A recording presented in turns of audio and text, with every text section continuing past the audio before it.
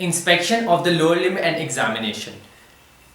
Patient बिल्कुल सीधा लेटा होगा और हमने क्या करना है, इसकी इंस्पेक्शन से पहले हमने वही कॉन्सेंट वगैरह सब कुछ लेना है, ठीक है। और उसके बाद जो इंस्पेक्शन करनी है उसके लिए एक्सपोजर होना चाहिए मिड थाई तक, पेशेंट की यहाँ तक एक्सपोज होना चाहिए। अभी नहीं है और उधर भी शायद ना हो, लेकिन हमने यहाँ तक मैम को बताना है कि इधर तक एक्सपोजर होता है।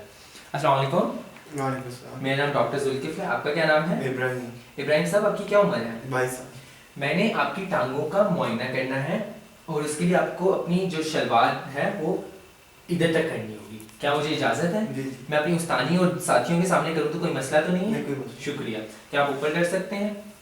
उसके बाद एक्सपोजर कर लिए। उसके बाद हमने अभी टच नहीं करना, सिर्फ इंस्पेक्ट करना है उसको, ठीक है।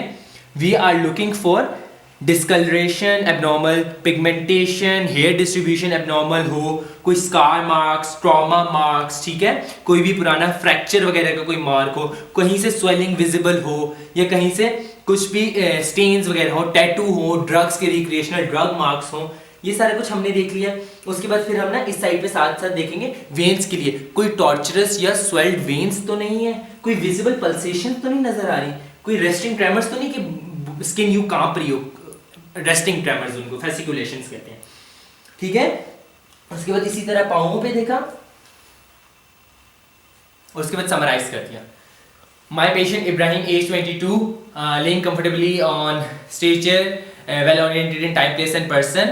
On inspection of the legs, there were no signs of abnormal pigmentation, discoloration, hair distribution, no recreational drug marks, trauma marks, scar marks, no visible pulsations, no fasciculations, no tortuous veins.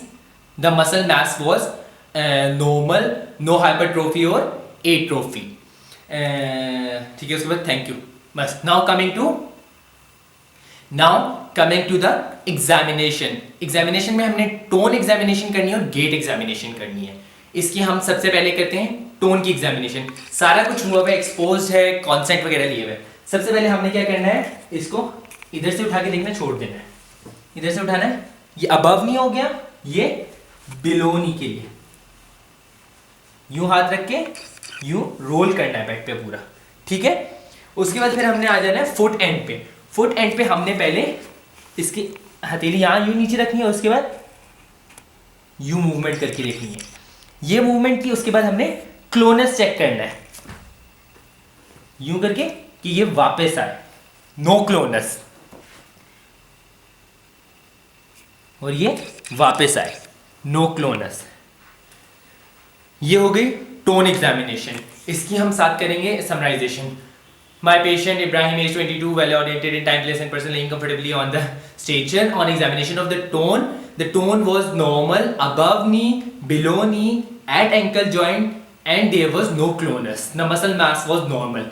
Now gait examination. इस patient से कहना है कि हाथ अपने कंधों पे रखें और उठ के बैठ जाए, ठीक है, खड़े हो जाए। इससे हमने चेक कर लिए कि प्रॉक्सिमल मसल वीकनेस तो नहीं है, उसकी वजह से क्या होता है, पेशेंट यहां हाथ रख के खड़ा होता है, ठीक है। उसके बाद ये जो लाइन है ना, क्या आप इस पे पांव से पांव मिला के चल के दिखा सकते हैं, इसको कहते हैं टेंडम वॉक, टेंडम वॉक। फिर देखने के इर्द गिर्द टेढ़ा मेढ़ा तो नहीं हो रहा पेशेंट, ठीक है, गुड। क्या आप अपने पंजों पे चल के मेरी तरफ आ सकते हैं, इसको कहते हैं प्लांटर फ्लेक्शन, चेक करनी है। क्या आप अपनी एड़ी पे चल के वहां तक जा सकते हैं, डोर्सी फ्लेक्शन चेक करनी है, ठीक है।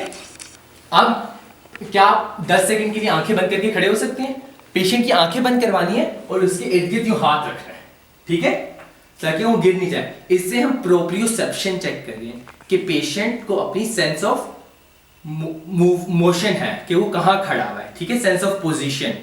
और इसके लिए हम कहते हैं रोमबर्ग साइन, ठीक है। शुक्रिया, बैठ जाइए।